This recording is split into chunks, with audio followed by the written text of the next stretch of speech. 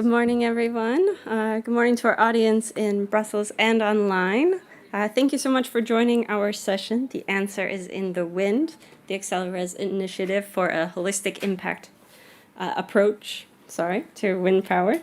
My name is Amanda Scheiblein. I am the Socio-Energy Systems Manager at Renewables Grid Initiative, and I am the coordinator of stakeholder engagement at the Horizon Europe project, Just Wind for All. This session today is co-organized by Horizon Europe projects, Just Wind for All and WIMBY, Wind in My Backyard. And I'll be setting the scene for today to give you a little taste of what we'll be talking about before our very dynamic discussion. So just to give you an idea of what we'll be doing today, so in addition to this introduction on kind of where we are with research, with our research and the importance of holistic wind assessment and the Renewables Acceleration Areas, we of course want to hear from you guys to see who is in the room with the Slido audience poll. In addition to this, of course, the main event will be the panel discussion. So we'll be discussing how to, in fact, holistically implement the wind acceleration areas. And for this, we will also have plenty of time for an audience Q&A. So we'll be using Slido for this as well. But for those in the audience, we also have microphones. And finally, we will kind of conclude to show you how our research projects can actually contribute to addressing these challenges and helping to find some solutions. Okay, so this is day 3 of EUSEW. We kind of all know this, but Europe needs more renewable energy and it needs more wind. In fact, by 2030, wind energy needs to more than double, and that is less than 4 years from now. 6 years from now. That's how math works. So this is obviously going to have a huge impact on our environment, economy, and society, including having significant implications for our land and sea. And so far, in fact, national implementation has not been fast enough because of these technical, social, and environmental obstacles. So yes, we need fast, but we also need optimized and just. How our research, our Horizon Europe research, is tackling these challenges. So within our projects, we are kind of looking at it from this multi-method approach, environmentally, technically, and socially. We have a lot of different approaches from the socio-ecological lens of this impact assessment, as well as going beyond what the technical economic modeling is to really look on local benefits, as well as bringing in locals and regional stakeholders in the form of knowledge exchange and practical testing of not only what our research is doing, but also how we can address these specific challenges for people in the field. Okay, so a little bit of background on what this is doing in policy lens. So in the world of renewables acceleration areas, this has begun because, of course, 2030 is coming up quickly, and we need to meet these targets. This started with Repower EU, kind of showing a policy toolkit for accelerated rollout of renewable energy. From there, of course, we have the revised RED, which gives us that 42.5% target. And in this, we also know that member states must designate renewables acceleration areas by February of 2026. And in this, specifically because wind has such an importance, but does have many challenges. Last year, we have the Wind Power Action Plan that was released, and actually last month, a guidance document that kind of helps support member states in showing how to do this, how to implement these renewable acceleration areas. Through all of this, there is a very specific importance on a coordinated, future-oriented spatial planning. As mentioned in the challenges, this has a huge impact. So we need to ensure that it's not only utilizing optimized space for renewable energy, but also for our societal and environmental needs. Okay, now I talked about all of this. What are renewable acceleration areas? They are for areas on land, sea, or inland areas where we can install quickly without some of these permitting and other delay challenges because they are supposed to not have any significant environmental impacts. So where? Specifically, this should be focused on man-made environments, so definitely not Natura 2000 sites, bird and mammal migratory routes, and other sensitive areas. This should be a coordinated mapping approach, so it should involve national, regional, and local authorities, including network operators, and it should involve or strive to involve the public to identify where renewables acceleration areas are. So this should enhance the debate and acceptance and allow communities to play an active role at an early stage. What is this timeline? So I quickly mentioned that February 2026 is when the renewables acceleration areas are supposed to be identified, but before that, there is also a target for mapping of areas where we find necessary areas for the target. So this means good renewable potential and seeking to promote multi-use, there we go, and to bring all of these pieces together. And in February 2026, that's the renewables acceleration areas. This will build off of that with the selection criteria, which we'll be talking about today. And it must also comply with the mitigation rulebook. Oh, too fast. Okay. So, of course, for member state implementation, this is a lot of pieces to bring into a mapping exercise. This is a lot of different things for a local planner to consider. So there are tools that are available, including some of what our research projects are working on within WIMBY and Just Wind for All, to make sure that it's not just techno-economic and it's not just saying, well, this is where it's supposed to be, but that we have these other features as well. And at the end of the day, though, while the resources are very important, the criteria of how to actually know which aspects to bring in are invaluable, and I don't think that right now member states are able to know all of this. So this visual is actually from one of our speakers at the Nature Conservancy, showing how there's different pieces that we need to consider when we're going towards renewable acceleration areas. It's not just one sort of mapping, a feasibility mapping, that there's really many pieces to this holistic puzzle. So how and what are coordinated in this designation, and how do the community and nature benefit, and how are we engaging them?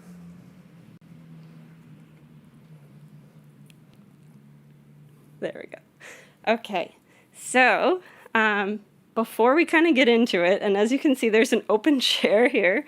As sustainability goes, we had train travel, but we're getting a little delayed, so sustainability transition issues. Our moderator is on the way, but in the meantime, we would love to know who's in the room. So please, I don't see.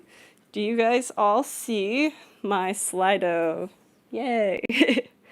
Perfect. So who is in the room? Which stakeholder group do you consider yourself? And if you are other, since we are a nice intimate group here, we might as well let me know which one I missed.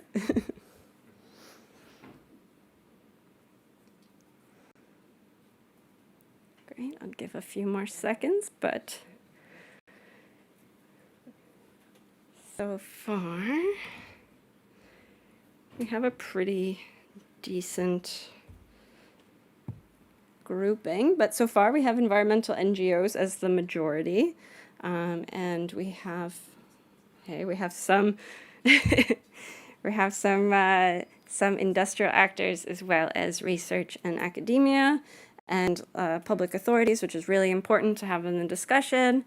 EU policymakers, excellent, glad to hear it. And we have others. So whoever othered, unless it's online, I can't know. But what did I miss? We got. Okay, I guess it's online, but I'll see it later. Perfect, great. Thanks so much. I guess I will move on to the next question.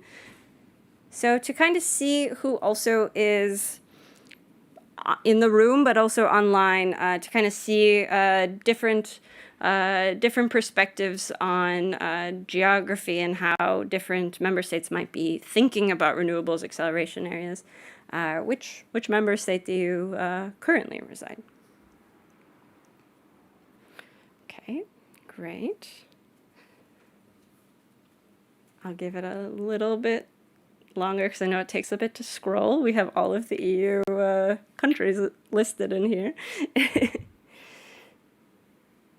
Great. So actually, we have, I can't scroll down, but I think we have a decent amount of people from all over, which is really helpful also for our panelists when they're thinking about the good examples that they can share or specific challenges or lessons learned. Great. Of course, the majority is from Belgium. That makes sense. We are in Brussels. So great. Thanks a lot. And then we can move on to the last one.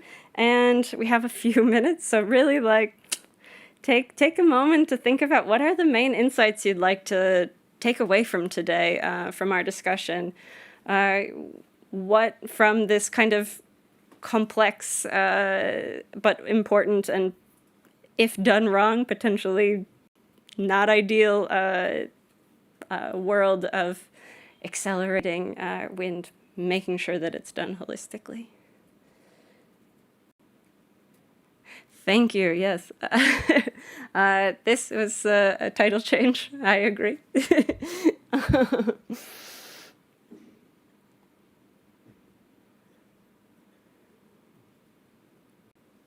Great, yes, I think that we will definitely be discussing about justice implications. It's a huge part of our projects, and I think all of our speakers are also very, very engaged in this topic.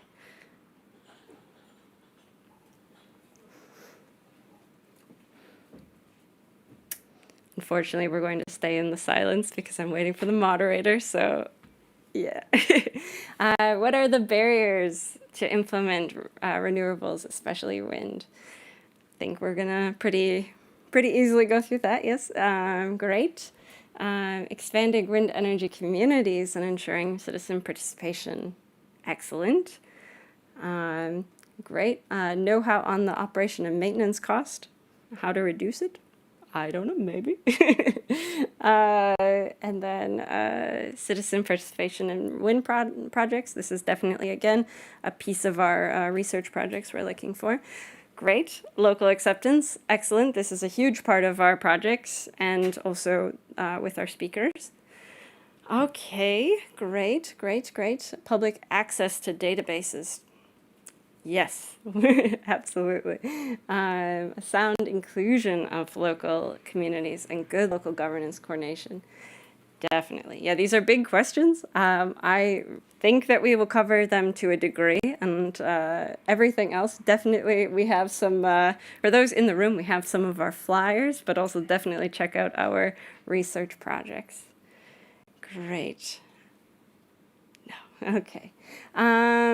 Perfect. I think from the side of our Slido, this is still open, so we can close it for now. But please feel free to continue entering your thoughts. We'll definitely use it for our project for sure to continue new programming, but also thinking of these questions as well. So it doesn't end here. Okay, and also within Slido, we will have the Q&A open as well. So for those in the room, but also online, feel free to use that during the panel discussion, and we will continue to be engaged together. Okay, so I will slowly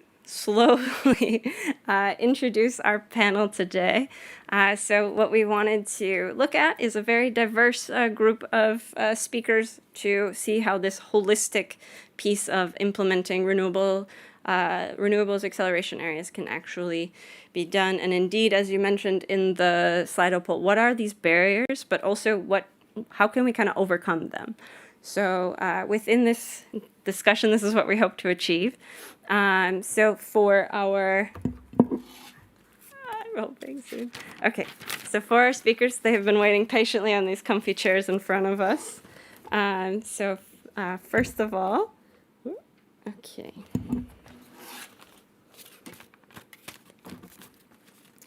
So we have Elif, and Elif Gündüzeli. Good enough? Good enough? From the Nature Conservancy. She is the director of Renewable Energy Program.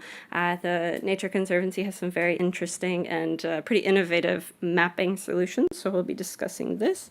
And then we have Guy Willems, the advisor for environment and communication engagement at Wind Europe. These are not in order, I'm sorry, they're in order of the pictures. And then, okay, we'll go back. And then Stavrula Papa, the political advisor for at ResCoop. This is a community, energy community, and And then we have Carla Freund, the policy officer for environment and climate policy at NABU.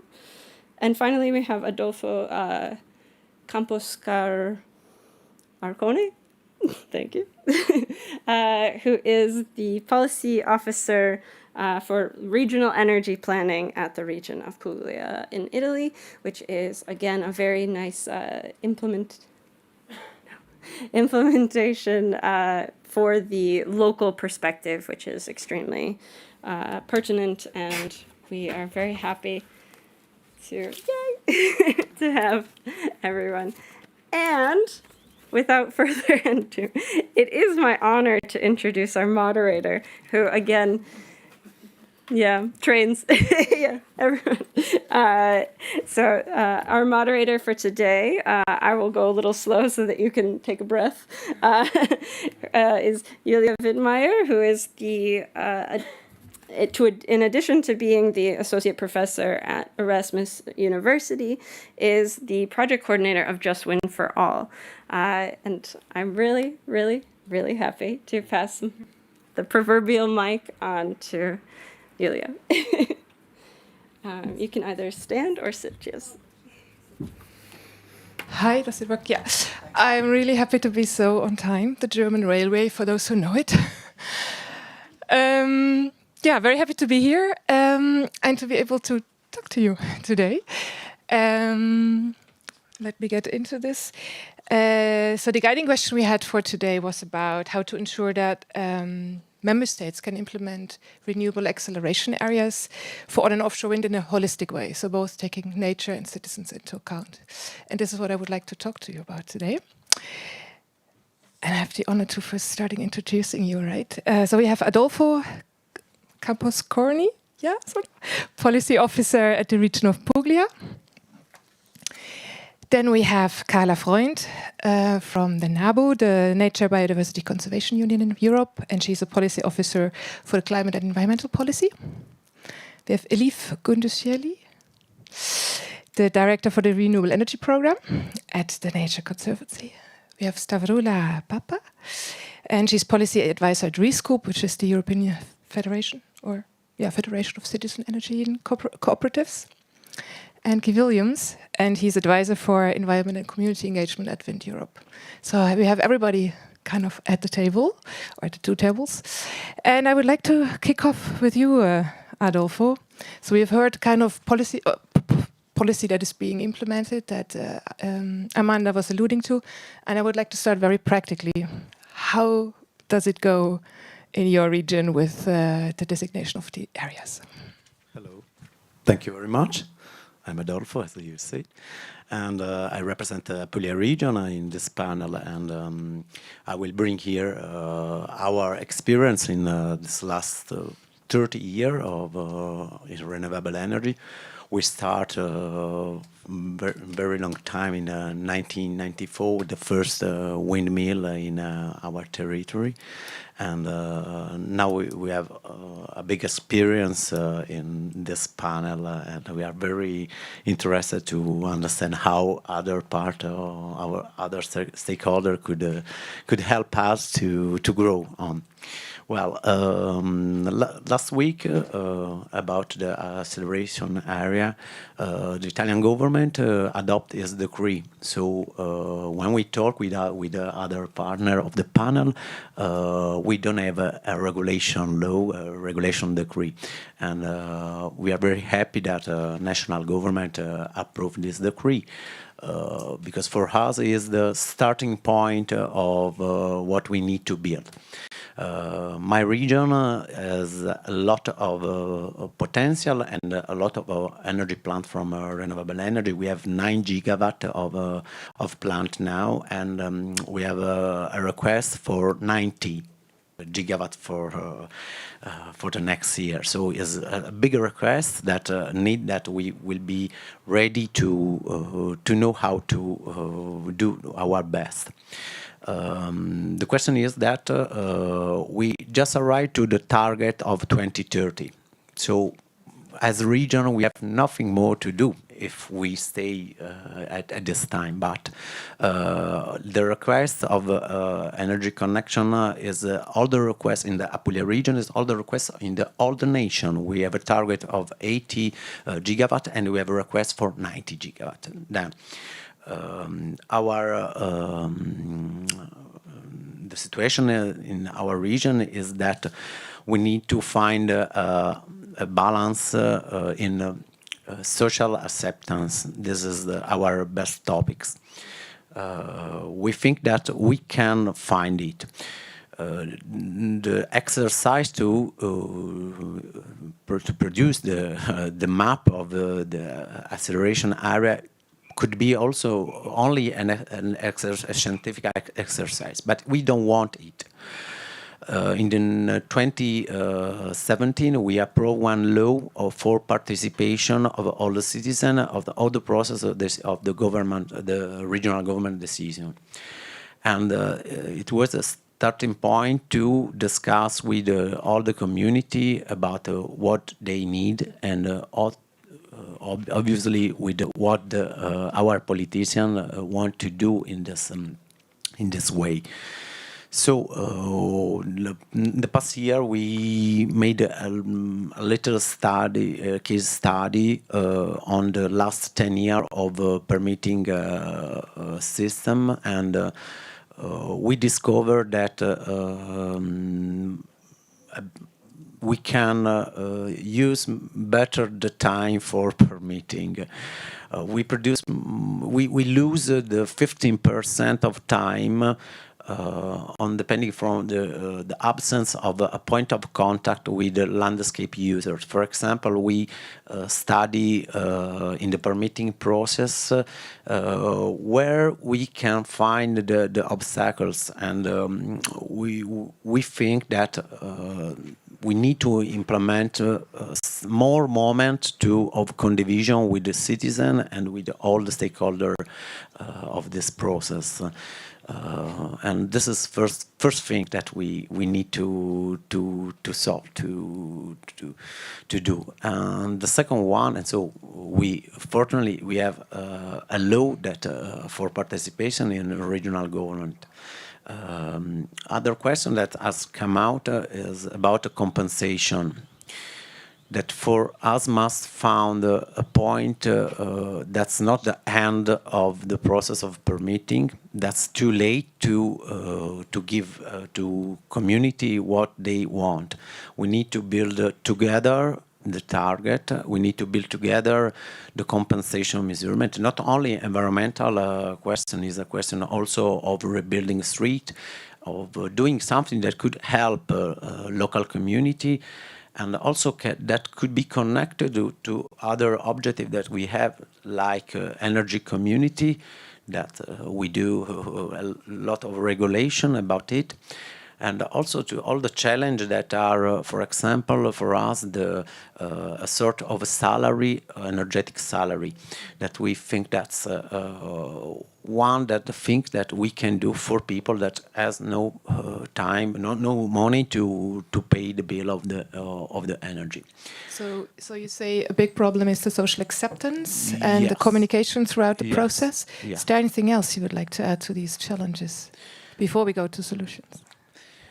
Well, the social acceptance is the problem, is the bigger problem, more than the scientific identification of area. We know perfectly how our territory has done, and in 2015 we do our master law. That's the plane of landscape and the territory. So we know very, very well how it's made the Apulia region territory. And in that occasion, we do a big process of condivision and trying to involve people. The question is, we don't want to have an instrument that to regulate this question. We want to give to the people the possibility to move their idea and their vocation. Our territory is has a bigger agricultural vocation, and also for tourism. So we can give our effort on the land, because in Italy, as in the most part, I think, of the other nation, the offshore team is only a national question. So we can discuss with the government, with national government, in the planification of maritime space, and that's the place where we can try a solution. But in this kind of process, the people are not so involved. Yeah, there's different trajectories for on and offshore development, right? Yeah. So we must find a point to keep in touch with the people. We can't decide for people if offshore must be done or not. Yeah. We must involve people on discussing of it, and we think that our law on participation could help us, but it's not enough. Okay. Let me move from you to Guy, to also see, so we have the regional perspective, where there's lots about social acceptance, especially on onshore. How does it work from a developer's perspective? What are the kind of barriers that you are wanting to add maybe as well? I'd like to start off with saying that it's the establishment of Renewables Acceleration Area is not like we will find the holy grail when it comes to permitting. It is, of course, a tool that could help us, but in reality, permitting takes 5 to 7 years in most countries. We need to speed things up, and the other articles from the Renewable Energy Directive will be more helpful when we look at the speed up of permitting. So that, I would say, has a bigger priority than the establishment of these areas, which we, of course, still have to do. I'm not saying that we don't have to, but the others should definitely get priority. Another thing that we as developers, as developers have heard, and we also hear it when we speak about renewables acceleration areas, is that a lot of people keep on talking about no-go areas. And this is very dangerous in the development of renewable energy in Europe for the future. We're only talking about 2030 areas at the moment. And of course, we're going to have to build more after 2030 as well. So it's not very helpful if we talk about no-go areas. I would say they're a no-go even. I think the mapping exercise on its own is useful. It's good for governments to know where are we going to build, how much capacity are we going to build. But I think at the moment there's still a very big confusion between Article 15b and 15c at national level. So that's 15b is where are we going to build all of our renewables capacity. 15c is where are going to be these renewables acceleration areas. And there is a lot of confusion about it. And we need to make sure that people understand it. It was done well in the guidance from the European Commission, but at national level, I feel like the message hasn't really arrived yet. The translation hasn't been gone. Exactly, yes. Another issue that we see, or a potential issue, is staffing. This is not an easy exercise to do for national governments at all. We need to make sure that those people doing the mapping are not taken away from other permitting authorities or mapping authorities or those people that normally assess environmental impact assessments, because then again permitting will be slowed down by this exercise, and we cannot have that because we will not reach our 2030 targets if permitting is even slowed down further. And then the last point I would want to make is that if we establish the renewables acceleration areas, we need to make sure that permits within these areas are actually given within 1 year. Because as I said, normally it takes 5 to 7 years at national level, depending on the country. If we do this exercise and then it still takes a couple of years in 2026 when these areas are established, it will make no sense. It will have been an effort that we have all done for nothing, a lot of talks that we've had about for nothing, and yeah, that can't happen. So you say while investing in these development of these areas now shouldn't take away any capacity from ongoing permitting. It should at the end also still help to reduce the time towards permit. Exactly. Yeah. I mean, it's an exercise that has to happen simultaneously because we have to bring down this 5 to 7 years average to 2 years as well, according to the revised Renewables Energy Directive. It's very clear, Yeah. and so they have to happen at the same time. Yes. Great, thanks for sharing. I'm curious about these no-go areas and maybe what Carla has to say about this. What do you think, Carla? What are kind of potential blind spots in these processes, especially when we talk about environmental impacts? Sure, yeah. I'd always have to start with this sort of disclaimer. So NABU is part of the BirdLife Network, and we are a bird conservation organization. So that is our entryway into this discussion. So we do come to the renewable energy expansion from a perspective of a conservation organization. And so before I answer the question, I need to say that, yes, we absolutely recognize that climate change is one of the, if not the biggest threat to biodiversity. And none of what I'm going to say should be interpreted in a way that we want to slow down or stop development. What we do want to do is avoid making the mistakes that we've already made in the past, which is ignoring a crisis, a climate crisis. We also cannot ignore the biodiversity crisis. So we need to make sure that we're tackling these jointly. And so that we're actually moving forward in a way where these two crises are tackled together. And yeah, we don't make the mistakes that we made in order to feed our hunger for energy. And we are in this position right now where we have to build a lot. Amanda already sort of highlighted how much we need to build in the next 5-10 years. We are in this position not because of environmental protection regulation or this, it's because of lack of political will over the last decades to actually build renewables. So that's to sort of set the frame. And now what I'm going to say is that, there are many blind spots. I think we disagree a little bit on whether or not there should or shouldn't be no-go areas. I think absolutely there needs to be areas that are kept free from all kinds of development because nature also needs space and it is our biggest ally in our fight against climate change.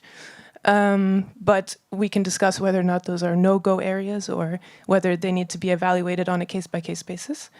But the first blind spot as a whole, I think, is data availability. We can say we have a lot of data and we've been collecting a lot of data in Europe, environmental data over many, many years since the existence of the directives as well. But we don't share this data very effectively. There's a lot of data that's being held privately that is not collected in the same format, cannot be used. So this needs to improve so that we can make the best decisions about where to build renewables and how to avoid sensitive areas that need to be kept free from development. Then specifically, we also need to look at cumulative impacts. You always see the graph about how, cats and windows kill, far, far, far more birds than a wind turbine ever has and probably ever will. Going into that specifically, it's different species, it's comparing apples and oranges, but also we don't know what the cumulative impact of this extent of development is going to be on an ecosystem level. And then specifically looking also offshore, the ecosystem impacts of 300 plus gigawatts in the marine system. We don't know what that will be for atmospheric developments, wind, wake, and turbulence. So those are just specifically, data areas that we still need to look into. Again, not to stop development, but to be able to make better decisions moving forward. And then specifically on migration routes of birds, they're not super well defined. In the directive itself, it does say to avoid these areas. However, we don't have a very good idea of where these areas are. It's very hard to avoid them. And at the same time, sort of the impact of climate change on species movement is also not super well known. So these are all just things that we need to take into account when we're designating areas. Then BirdLife and NABU, our specific tool for this is sensitivity mapping, which has gained in popularity through its mention in the Renewable Energy Directive, which we're very thankful for because we do think it's a very good tool. But the uptake of these tools is not super high yet. We developed them for Poland, Italy. We have them for the offshore area in Germany, in Portugal, in Spain. But kind of leads me to my next point of the collaboration, communication between stakeholders also needs to improve on this. These tools exist. We're not saying they need to be one-to-one taken from an NGO and applied. I mean, there are also other important factors, not just bird sensitivity, that need to be taken into account. But we do have these tools and they need to be used. And then where communication between stakeholders works, and there's an area in Germany where together with our local organization, so the local NABU organization, they looked into where are sensitive areas. They realized that, okay, with the data that we have, we can really highlight where are the areas that are not so sensitive. And they realized that it goes far beyond, I think it was 4%, far beyond the 2% that's required in Germany to designate for wind development in the territory. So where that works, there are collaborative efforts that, where that's done, there are collaborative efforts that actually work. And then just essentially in the interpretation of the law, there are some loopholes in the law that allow you to kind of bypass the safeguards that are put into the law to avoid sensitive areas by, for example, designating areas that have already been designated as renewable areas, as acceleration areas. I'm sorry, that gets very detailed into the law and maybe people are like, oh, whatever. But that's, for example, one loophole, and there are sort of no really checks and balances on the planning and the mapping. There's no sort of looking into what member states have ended up designating as renewable acceleration areas to check whether or not they actually avoid sensitive areas. And then the last point I'll make on this is, putting as much emphasis on on nature restoration and protection as there is on accelerating wind development. I mean, my first point is we need to tackle these crises together. And for that, we need restoration. And with that, the restoration law would be essential for this, which is currently, one step from jumping off the cliff into nothingness. So without that, we can build all the renewables we want. We will not be able to tackle this crisis. So, yeah. Yeah, thanks, Clara. Thanks also for making the link to the nature restoration law, putting that on the agenda again. When we're listening to you, there's many blind spots. A big one is the data availability we heard. Elif, there were some hints already towards how we could tackle them in what Carla said, but maybe you can add from your perspective onto that. Thank you. Is it working? Yes. Close. So there's a lot of things thanks Carla, to reflect for me, based on what Carla mentioned. So I work for the Nature Conservancy, so coming from a similar perspective as Carla and NABU comes from. Just to maybe take a couple of the points that was made before. First thing is about the cumulative impact. There is a renewable acceleration areas concept, so there are zones to accelerate renewables. We want to shorten the permitting process, but these renewable acceleration areas or the new renewable capacity is not replacing the existing energy capacity, right? So it's not like existing fossil fuel capacity is going to vanish in one day, and then new renewables will come top of it. And that's very tricky, because we need to accelerate renewables, keep the energy security, but we have to do it in a way that gets buy-in from people while being respectful to the biodiversity. So there are too many constraints out there. And obviously, sometimes people don't realize how much renewables we need to deploy. That is a lot. And that is, of course, as every development, as roads, airports, as everything, hospitals, renewable energy also has a land use aspect. When we are looking at the solar and wind technologies, obviously they take also larger spaces. So that is one thing that we need to accept and try to find solutions around it. So that is the cumulative impact part, is that renewable acceleration areas, yes, great, we support them. It's probably going to be helpful to look into permitting time kind of decreases. However, these places are also, as it was also presented by Amanda, these are the places man-made, like priority areas are the man-made infrastructure. So that means there's already development there. So how are you going to add additional infrastructure while being mindful to people's and nature's priorities? Secondly, about the how renewable accelerations areas will happen, going to a bit the point that Guy made, and the intermediary point that is in red and that is now explained a little bit broader in the guidance, the 15B, and that confusion around 15B and C. So Article 15B tells that the countries need to show where renewable energy, solar and wind infrastructure, well, it's getting more complex, solar and wind energy production facilities could go from the technical point of view.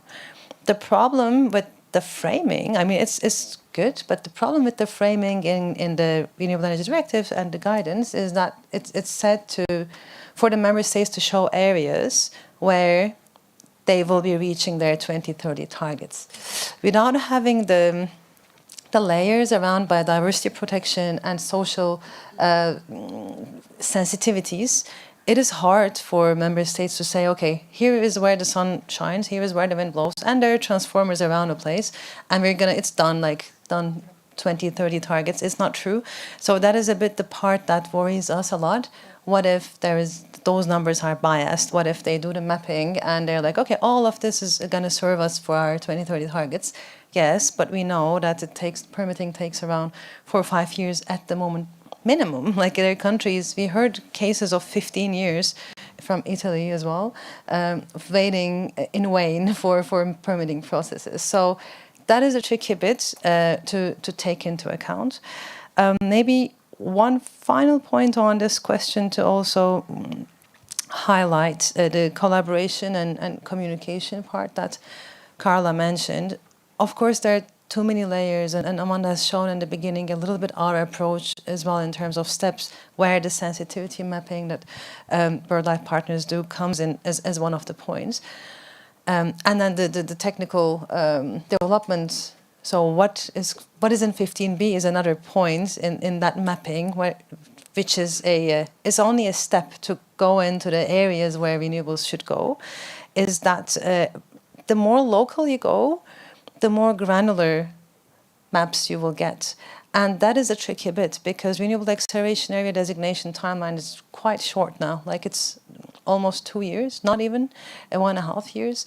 And then we observe all around the place that member states are doing it at national level. And they all do it in a different way. Some of them do it through their energy ministries, some of them do it through their environment ministries, some hire consultancies, others task their own institutions. And the problem with the social part is that who owns that social buy-in? Whose responsibility to make sure that people are okay with whatever is mapped? Because you can have the best layers ever, the data sets. We don't have the best data sets, but imagine a world where there's really good data sets and you have it all. What if people don't like it for socioeconomic reasons? Then are you going to be really able to use those areas to accelerate renewables? So that's a bit the question. perfect question. We're going to pass on to Stavrola. Thank you, Elif. Yeah, so we talked about environmental impacts, the blind spots that there are still, possible ways to address it. Much of this has very much social components to it already, talking about collaboration, about ways of people exchanging data, for example. But I'm curious about what you at RISCOP are thinking about, what is needed in the development of these areas to benefit citizens. Yeah, thanks a lot. And indeed, I would like to stick more also on the aspect that Adolfo mentioned in the discussion, that it's one of their main issues that they're facing at the moment, that is the issue of public acceptance of renewables. We're talking about tripling renewables by 2030 even. And already the revised Renewables Directive highlights that it's expected that this will be an issue. And it already introduces the promotion of the participation of local communities as also a solution. It's mentioned in Recital 30. It's mentioned on a very interesting new provision. It's Article 9, Paragraph 7a, which is mentioning, it's on offshore wind, and it mentions that in order to enhance public acceptance, member states should think and consider of including energy communities into the development of joint offshore wind projects. So we're seeing the recognition of the role of those initiatives in dealing with public acceptance. Also on the offshore wind spectrum, and we have some nice examples that is already happening. There is, of course, Article 50D,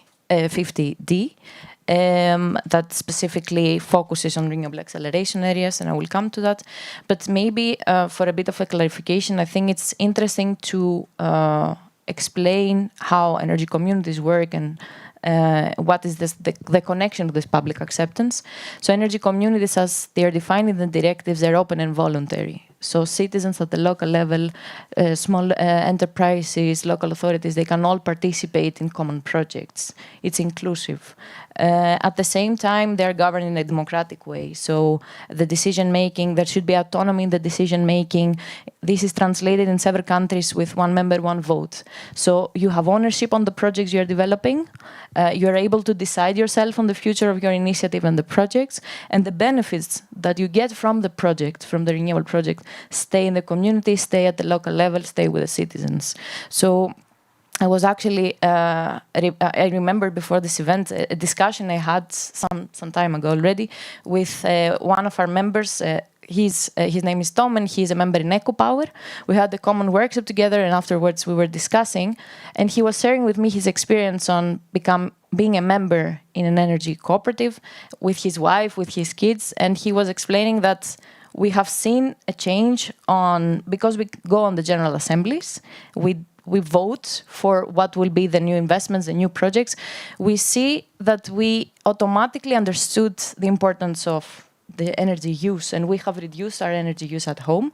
But they also mentioned that the wind turbines that we then have put as an energy cooperative, there is not this mentality on the members of the energy cooperative that not in my backyard anymore. They are proud of the wind turbines that they set for themselves, and they also organize trips for other people to take inspiration and learn from their experience. And these are our wind turbines, these are our solar panels, you can do it as well. So I think this is a practical example of how your behavior towards renewables should change, how people get excited with renewables even. Also, I think it's important to share this example of EcoPower also on the reaction of in the context of the energy crisis, because EcoPower had enough production that made sure their members were not exposed to the price fluctuations and all the high bills that we all had to pay during the energy crisis. And because the main aim of energy communities and energy cooperatives is not profit-making, they didn't choose to sell their production in the markets to just become richer. They chose to supply this to their members in order for them to not be exposed, so to have electricity at cost. Coming back to renewable acceleration areas, of course, I want to highlight that in this opportunity now that we have for faster renewables, because this is what this is about. We have to make sure that participation of local communities should not be an afterthought this time. It should not be something that we think after the project is materialized. It's important to, I mean, it's already on the directive, 15D. It mentions and talks about direct or indirect participation of local communities. And on the guidance document of the Commission, this goes in a bit further, and it has some examples of how this can materialize.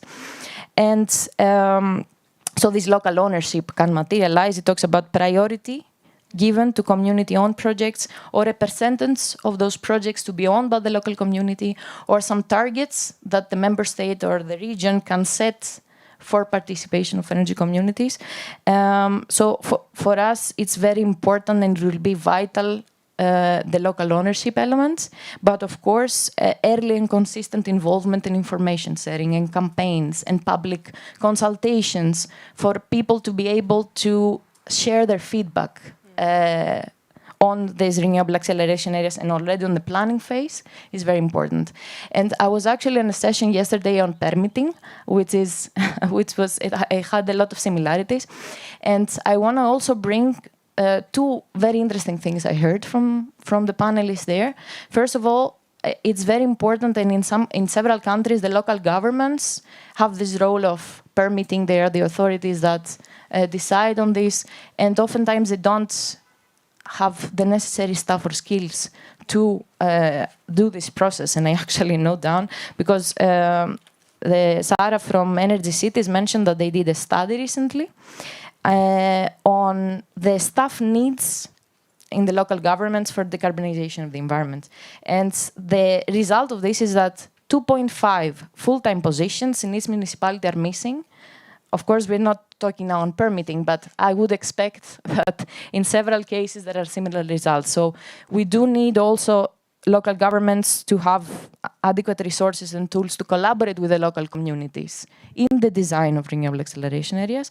And specifically now, and this will be my final thoughts, we do welcome, of course, the very important guidance from the Commission, but I think it's important to make sure that we also monitor the progress of the member states. We need something concrete, like key performance indicators, KPIs, to see that those the participation of citizens is monitored as well. I have also some examples, more concrete examples to share, but then maybe later on, coming back to I will come back to it. Great. You're bringing together quite a number of things that have been said in a way, you know, the social acceptance that Adolfo was referring to, and doing that early, as well as the difference between this engagement as well as the benefits to take from it, which I also heard. Maybe you would like to tap onto this point, into the difference between engagement and benefit, and your position on this. Yes, sure. So we have looked into that point together with Cambridge Institute for Sustainability Leadership recently, and we have some QR codes here for after the session if anyone wants to have an idea on the paper, just to understand a little bit what is community engagement, what is benefits, because we have started seeing developers are also confused, right? Like, what is engagement? Can we put these two together under the same umbrella? Does benefiting certain energy communities mean that we're engaging people properly, for example? These kind of questions. So we decided to look at that a little bit through some research, some literature review, but also through speaking with some of the progressive industry renewable energy developers, and to hear a little bit from their experiences and strategies. So one thing that is important to identify is community engagement is not necessarily community benefiting. And people who get benefits are not necessarily the only people who should get engaged in a project building process. That is something important, because there are cases, for example, in certain countries where developer goes for right away. So as mentioned also before, the project is ready, it's in the environmental impact assessment process, the place is there. There is this more one-sided conversation, and then the developer is like, but you know what, we're coming with a lot of benefits for you. And people take it really bizarre, right? It's a project that you haven't asked about your opinion from the beginning on, and then comes the developer promising a lot of benefits from their opinion, because people are not asked what a good benefit would be in that place. It could be in energy access, but that could also be a school, or I don't know what else, whatever they would need. So that is an important thing that we are trying to highlight as well, is that this community engagement is more like, for the biodiversity geeks among us, it's this, if you look at a mitigation hierarchy of how do you first avoid impacts on nature, and then look into mitigation, and then look into restoration, it should be similar with communities. First, you have to engage. Engagement is not like an added value to any project. It's a given. Like, you have to engage communities at the very early stages of project development. And that doesn't mean, so that starts from the site selection. And that means the Renewable Acceleration Area process that is being done by national governments at the moment must have at least representation of communities that are likely to get impacted by the Renewable Acceleration Areas. And then it goes to the developer, like once the Renewable Acceleration Areas are there, or any kind of zoning is there, then the developers should be going to the people around there and show the idea of the project first, just to check the buy-in, because then maybe there is always a chance that some people will say, okay, fine. Some people will say no. And if you ask why no, maybe there comes the benefit. Maybe people are like, okay, no, because it's not helping with our energy access issues, or we're not getting our share of benefits from that. Okay, that is where it's kind of gives the developer an idea on the right benefits, the right people, the right spot. So that is something that we're trying to communicate more and more, and for the developers to also go to the earlier stages of developing an idea. So to the auction phases, to the contract PPA phases, and so on, so that when the idea is developing, they go. And in the end, so in return, the projects will hopefully take less time. We have developers who have mentioned that, like, wherever they did the right thing, engaging communities at the right time and looking at the biodiversity impact in the right moment with the right stakeholders, their projects have seen substantial increase in acceleration. So that's in turn, that's part of the whole de-risking framing, right, for the developers. It's not only for empowering communities, but also it's to de-risk the projects going faster. This just backs for the perspective of Guy. What do you would like to share? I mean, community engagement, community benefits are... That's not on. Shall I use this one?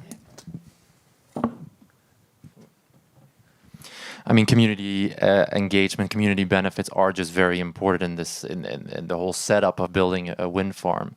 All of our members have agreed to at least 3 steps that they all normally take. It depends on the market, of course, how this is developed, what the national the national market normally would do, what people are used to. But normally the engagement process always consists of 3 steps. And indeed, that the first one is that early engagement. Go to that community as early as you can. Be open, be clear with what you're going to do.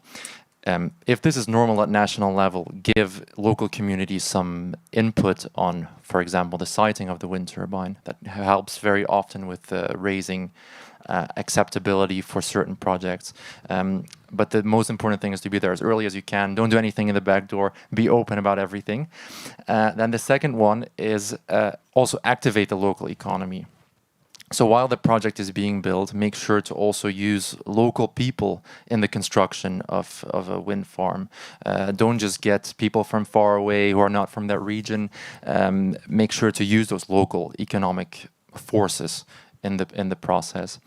And then, of course, after the wind farm is built, coming back to the benefit side of things, make sure that that community also benefits from having a project nearby in the long run and during the lifetime of the project. That can come in multiple shapes. It can be through some sort of direct financial participation or ownership models. It can be through lower electricity bills at local level, community funds, benefits in kind, but it depends on what that community wants. And therefore, it's also important to be there early, find out who they are, and actually give them what they need, because not every community is the same. And would just imagine we have those areas designated. We are in 2026. Would that change anything to the approach? I'm struggling to see how, because normally in the process, the developer will go towards the community with an idea. Now, of course, in the setting up of the acceleration areas, we know that the area will be there, but we don't know what that project will look like. That will be up to the developer.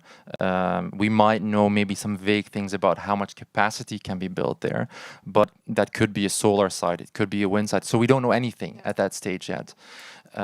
While the important engagement part is when we know those things and the developer can go towards the community. So the rules on that for me are a bit too unclear now. We are saying, yes, involve those communities. Of course, they need to know that something is going on, but all of us as people, imagine if someone comes to you and says, oh, well, hey, 2 kilometers away from you is a renewable acceleration area now. That means nothing. That means absolutely nothing to anyone. Whereas when you have the concrete project details, it of course will. Much better. Thank you very much. I think I'm going to take one more question here, and then it would be great to see whether you have questions that you want to ask to the panel. And I would like to go to Stavroula again on, do you have one concrete examples of one of those direct local ownership models? Definitely, I would even say more than one.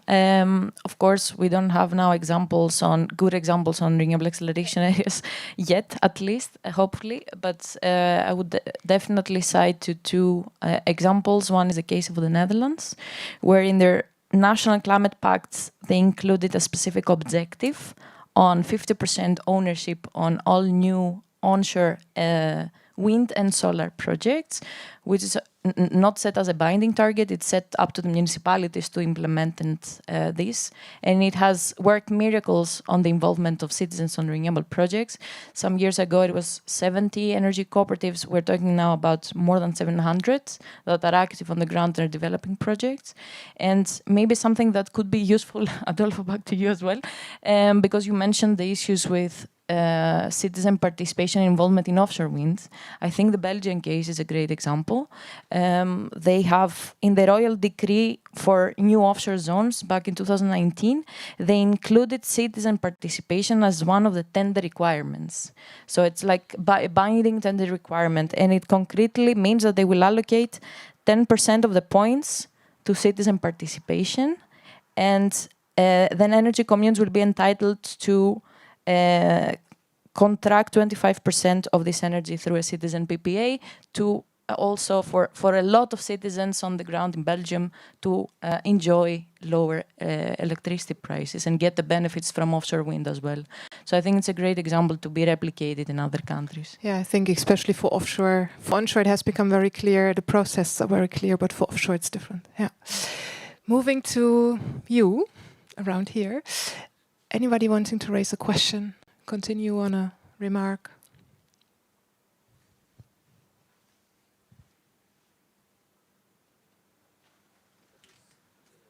Yeah.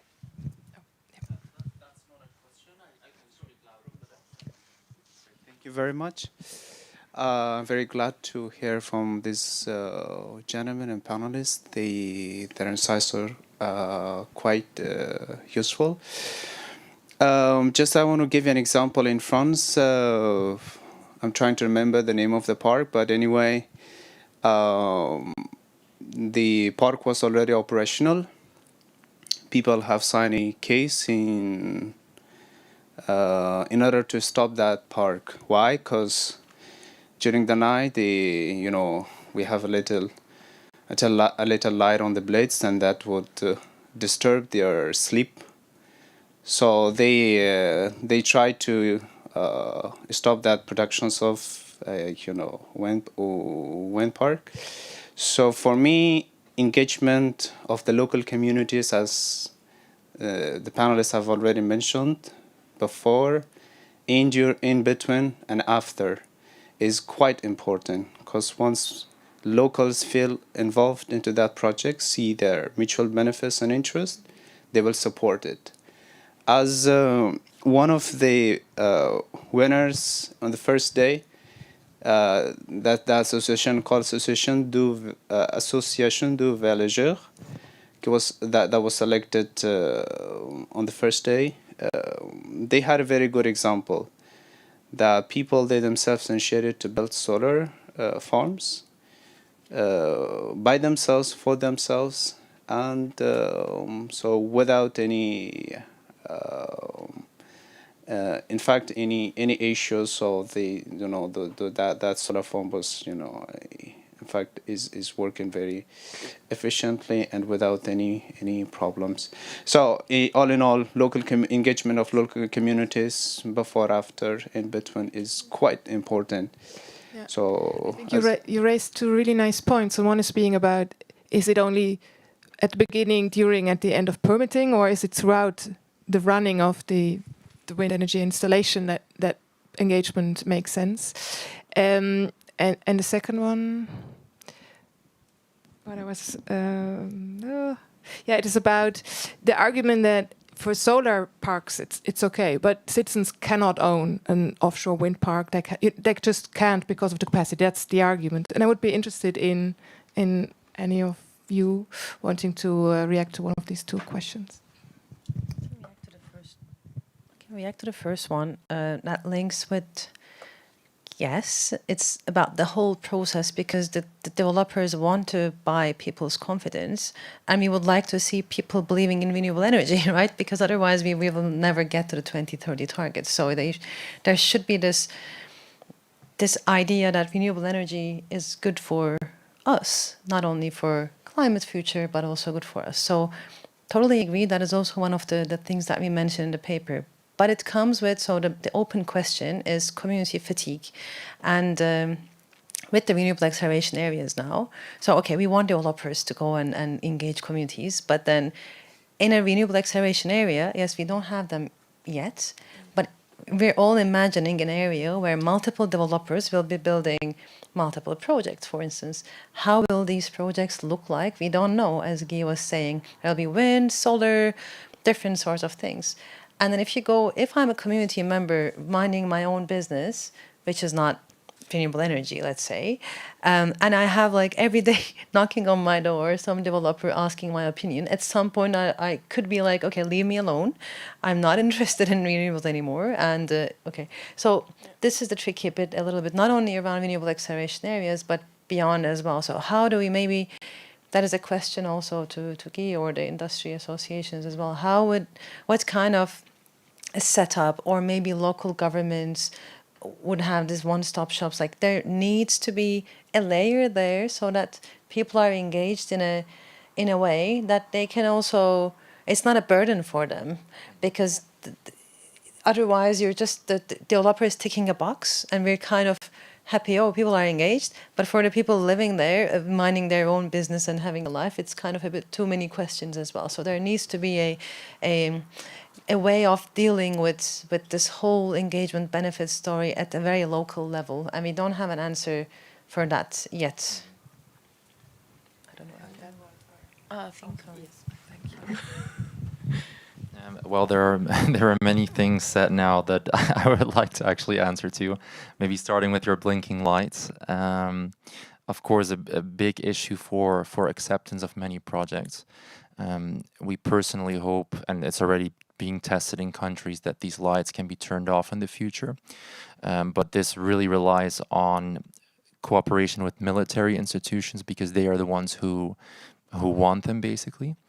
In some countries, we're moving away from that because of good cooperation. So that will be good for acceptance in the future as well. But it's good to mention these things already in before the project is built. Of course, communities need to be aware that this is exactly what is going to happen, and maybe in this case they also weren't, and that's of course not a good thing. Second point, offshore wind and community engagement. Of course, for offshore wind, it's not clear in most cases who the community is. Is it the people who see the wind farm when they're on the beach next to their town? Is it the people who have the cable coming to land in their village? Because those are very often in very different geographic places. We see in some countries that both of these communities are addressed. with community funds, but they will never be the owner. I don't see that happening, not for the entire project. However, in Belgium, as Stavroula already mentioned, in the offshore wind farm, there will be basically developers are forced because of the auction design to have both direct and indirect participation. They will win more points in the auction if they get that right. So they can't win the auction if they don't get it right. So I think that's a very positive development. Let's see how it turns out, what those exact models are going to be. But I think it's a very good thing. Then the last one was related to local governance on fatigue. Fatigue, yes, that's a very good one. We'll have to see. I suppose what we saw in the past is that community engagement maybe did not happen correctly, and that is more damaging to support than this fatigue. I don't know if you also in your research came across any of this community engagement fatigue already. Let's see how it goes. But of course, I wouldn't, again, like I said before, we are all, imagine if you're continuously approached by developers who want to build more projects, of course it's going to be tiring for normal people who don't want to hear about this. But on the other hand, yeah, if we do engage with them as an industry, this will in the end still lead to higher public acceptance, I believe. I hope that answers the question. I think Stavroula has to say something about that as well. Yes, maybe just to continue your thought and reply to the second part of your question or your indication on whether citizens can only develop solar. Well, this is definitely not the case. We have a lot of members, of course, engaging in solar. We have a lot of energy communities and cooperatives developing wind projects onshore. And we have our members now in the Netherlands that are partnering with private developers on the offshore wind topic. We have our members in Scotland already developing this kind of projects. And now I mentioned the case of Belgium, that we have a member C-COOP that is organizing kind of a lot of different energy cooperatives that exist in Belgium already that are willing to invest in this offshore wind tender and participate there. So this is becoming a reality. What I want to highlight is that the energy community and cooperatives and the way they work, on a democratic way with citizens at its core, they are different market actors than private developers. So they have also unique barriers to face sometimes, and this should be reflected and taken into account into the public procurement rules, in the auction design, in order for them to be able to participate in it. We have this Belgium as a good example, and also on the guidance documents that the Commission published together on the same day on auction design, they do refer on the need to include non-price criteria to make sure those actors can participate. So for me, this is also very important to highlight and see it happening in practice in the member states. Yes, very happy that this is start to happen also on the offshore part. Yeah. There is one question online that has also been upvoted. How can member states harmonize their regulatory frameworks to facilitate cross-border cooperation and streamline the approval processes for wind energy projects? Guy would be very happy to hear that, see that work. But maybe, yeah, somebody has some thoughts around how that could happen. Do you have some thoughts? I mean, I wouldn't say it's so much related to what we've been speaking about on this panel, but there are, of course, already cross-border cooperation forums taking place, especially for offshore wind, both in the North Sea and in the Baltic Sea. There are very close-knitted webs of contacts already, and governments do meet on a regular basis to facilitate also this cross-border cooperation. For onshore wind, of course, projects are usually also a bit smaller, so it's not as relevant. Of course, if you build an onshore wind farm on the border, the people across the border also need to be aware of it, and they need to be involved in the community engagement part of things, which does not always happen, unfortunately, because of the cross-border aspect. Yeah, those are my thoughts, I guess. Maybe I can just add and then pass it on. That, of course, other organizations have a lot more experience on that, but now on the revised Renewables Directive, there is an effort more on harmonizing and increasing those cross-border projects, especially on offshore wind. So and there is also this transposition deadline now. So it's really something that I think member states should work on more now in this context of the revised Renewables Directive. Yeah, I wanted to highlight the examples you highlighted in the North Sea and the Baltic, and I would say that those corporations are also very good at including stakeholders into the discussion on planning, which I would highlight as a very positive example, and also say that this cross-border and regional planning is key, I think, to the energy transition in Europe as a whole. Just to use an example, also from an environmental protection standpoint, to use the example of Germany having very, very high targets for offshore wind in a very limited sea space, which from our perspective is not nature compatible, just period. You cannot use 26% of the sea space and assume that species will be able to live freely in that area. But for that, we would highlight the solution of actually looking, of regional cooperation between countries bordering that have lower energy demand but a larger sea space to be able to free up more space for nature. So for us, this is an essential aspect as well. Yeah, great. Thanks for sharing. Do I have another question in the room? No? Everybody waiting for lunch? I have one more, especially to Carla. You can just keep on to the mic. We had this discussion around. Oh, yeah, I think you also indicated at the start about slowing down. That was your kind of. It's not about slowing down, but this whole framing of the debate is around accelerating as well. So I wonder around if you could go a bit more into this dynamic that you see happening, especially in the debate and how it's being framed. It's both in terms of caring for the environment and caring for the people. Both seems to slow down in the public perception. The acceleration of the renewable production. Yeah, I think it comes down to slowing down where necessary and speeding up where possible. I think we're looking at a transition that, I mean, it simply won't happen over the next 2 to 3 years. Like there needs to go a giant step, but the transition is a long-term one. And if we want to have one that will be sustainable long-term, both for people, nature, and climate, then we're going to have to take the time to figure out where to put these projects, include the people so that, not everyone is going to be happy. I mean, there's always people that are unhappy, but that the majority is happy and is willing to go along and sees the benefits. And then we believe that if you do these steps properly, if you look at quality over quantity and take the time where necessary, that in the long term you will have a faster transition.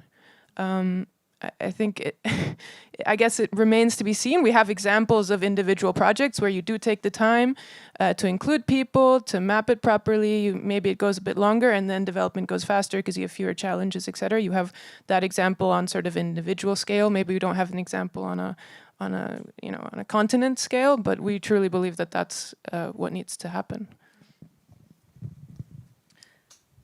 I'd like to add on that point as well, looking at the targets, right? Now this Renewable Acceleration Area and the national spatial mapping is a national exercise, whereas we are looking at the EU targets. So that's also, there's a bit of a bias there as well. If you're looking at your energy development potential in one country, and there is not enough, as we call it, low conflict land, low conflict with nature and people, you can always look into interconnections. We're in Europe, so like there's a lot of other, or then demand side flexibility. We shouldn't be also looking only at as if we have to deploy a lot of renewables, that's full stop. But we don't have to develop all of the renewables at the same scale in each country or each region.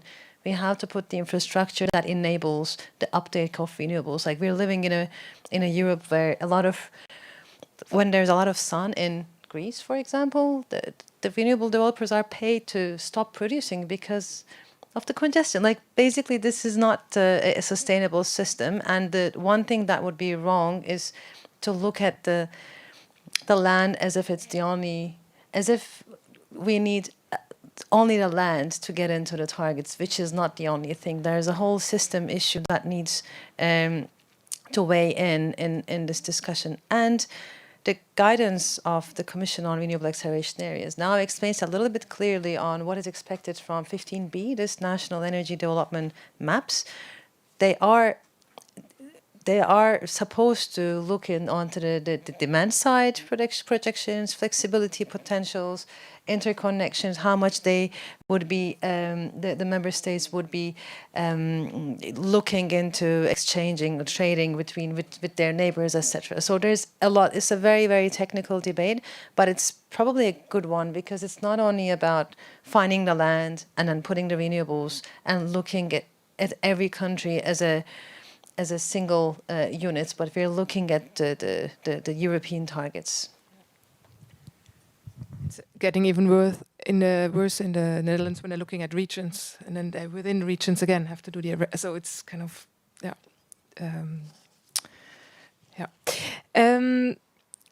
you just said it. What is needed from the European Union? And I want to pass that question on to Adolfo.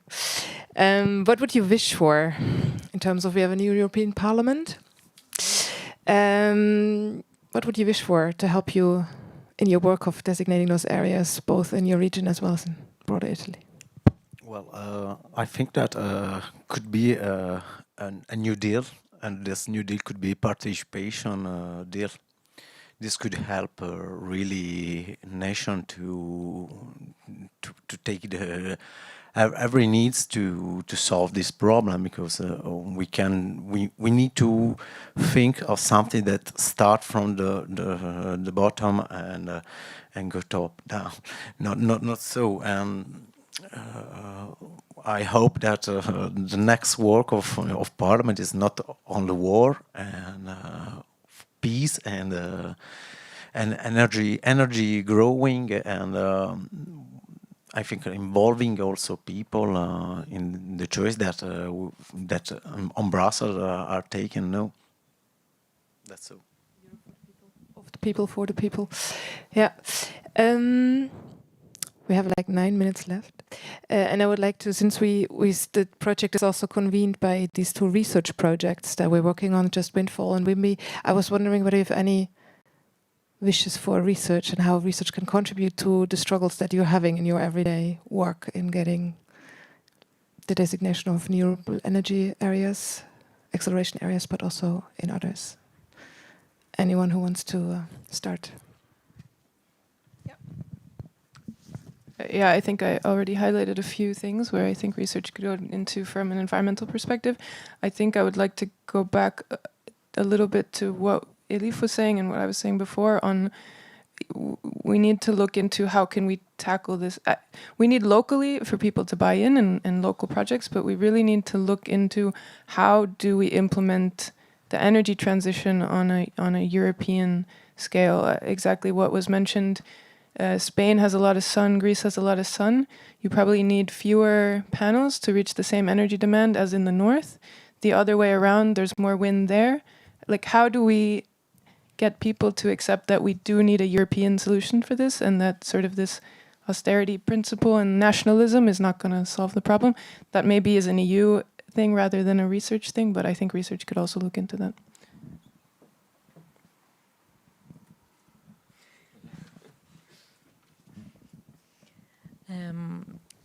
Maybe on the research element, it would be nice to put some more resources and efforts on which is the concrete potential of citizen involvement and participation in renewable projects on the different member states. Indeed, the lack of data issue was already clarified.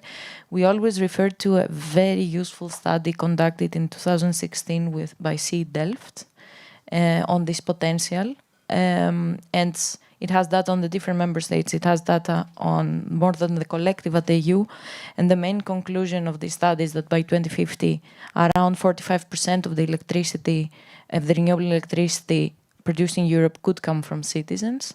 But I think we need, and after the clean energy packets and the development of so many energy communities at the national level, we need an updated version maybe. We need some more research on this potential to be able to concretely use also on the policy making. We need this data. And from a research perspective, I I wish that this will come up soon. Yeah, great. Thanks for sharing. So anybody else? But I want to just highlight two things that we're developing, these two projects, and I think that speak to also what we've heard from you. Can I ask Rebecca to talk for WIMBY? Good morning, everyone. I'm Rebecca Hitting from Deep Blue, actually communication and dissemination manager for the WIMBY project, representing the WIMBY project today. And surprisingly, I would like to tell you that research can do a lot in the direction of identifying ways of supporting decision-making for citizens and for communities. And this is exactly what both projects are about. It's not only our research is not only related to finding ways to increase social acceptance, which sounds like convincing people, but it's more about bringing people around the table and discuss what options they would rather have and prefer, since we have to increase fast the deployment of renewable energies, especially wind, which is the lowest, apparently the lowest acceptable ones for citizens. So in WIMBY project, we are developing a decision support tool. Let's say it's a three-headed tool composed of an interactive map, a WebGIS, very sophisticated, bringing in those layers and those data sets that are normally not accessible and not really comprehensible for a broad community, so that they can visualize quantitative and qualitative data all together, exactly to evaluate in a preliminary way the cumulative impacts, positive and negative, of a new or existing wind power plant. It is also integrated by a 3D environment tool, which is also used as a gamification way of putting people around the table and saying, this is a no-go area for me, this is a yes, and then compare and discuss, and you can involve the local communities, you can involve citizens, energy communities, but also local institutions. So everyone can be around the table. You don't need any previous knowledge to use this tool. And the third part would be a discussion forum. It's an open and bi-directional forum where not only every member can discuss or bring in opinions or views, but also bring in knowledge. So we can collect the knowledge from the local communities on this forum. They can share, they can make a development calculation on this map. So they have scenarios, let's say. You can save your own scenario and then share it with you, and send it and say, what do you think about it? Is it working? What is this area? Do we have species not considered here? I think that this is a valuable place. I don't like it here. Would you evaluate this with me? Can we talk about it? So this is the way we think research can help. We can provide tools, we can produce tools that are built and designed together with the stakeholders, because we have collected the needs and requirements from wind power developers, from the freelance consultants that are making the impact assessments. We are talking with teachers, educational bodies, because they say we could use this as a teaching instrument also. Let's think about it. And I would like to add something. I take out the hat of the WIMBY project and put on the hat of another project I'm involved in, and it is not by chance that I'm involved in that other project, which is called CLIMAS, about deliberative democracy. We should also bring in social sciences by making different projects and bodies talk together, because policies can really benefit from citizen assemblies, because those are the places where you can acknowledge people for their contribution. It's not only about voting, it's about contributing to a topic. And it's probably also addressing the fatigue issue, because you call them, you have a representative segment of the community that you want to bring in around the table, and you pay for their time. And you give them nice food, a nice place, they travel together, they meet sometimes, and then they are okay for the next 5 years. You will not ask them anymore. But they can discuss over a lot of topics, and they decide themselves if and what they want to talk about. So this is also something that could go around the wind power deployment in Europe. And I think that's it. And if you have questions or you're curious about the project, I'm here. Thank you, Rebecca. So for Just Wind for All, I just want to share that we are working, actually, I think you said it, around transdisciplinary collaborations in actual regions. So we're trying to, this one blind spot of it's collaborating, it's people finding each other and talking to each other and exchanging data. So that's what we're trying to do in several regions in Europe. And one of the things that came out of these regional kind of discussions was the wake effect being one of the things that are not being modeled or not being, the assessment hasn't been done. So our colleagues at UAB in Barcelona, they have included that now in their impact assessment to become more holistic around it. Another example is that we're working on modeling that is not only taking the value of techno-economic maximization, so at spots where the technology works best and where we get the most profit, but also look at local value maximization, we call it. So as to being able to play with what a model, what comes out of such a model. And I think the third point is really around the social sciences, this aspect of it. We focus on a lot of governance questions and want to go away from this idea of social acceptance, having to convince others to join, or the idea of everybody's a NIMBY if they say no, but rather look into what are the criteria that people actually use to think no if they see wind energy. So getting different scenarios and then see what are the criteria and then see what actually policy options coming out of that as a multi-criteria mapping. And I think it's 1:24. I close this session, and I would like to thank the panel. I would like to thank every one of you very much for this interesting discussion. Thanks.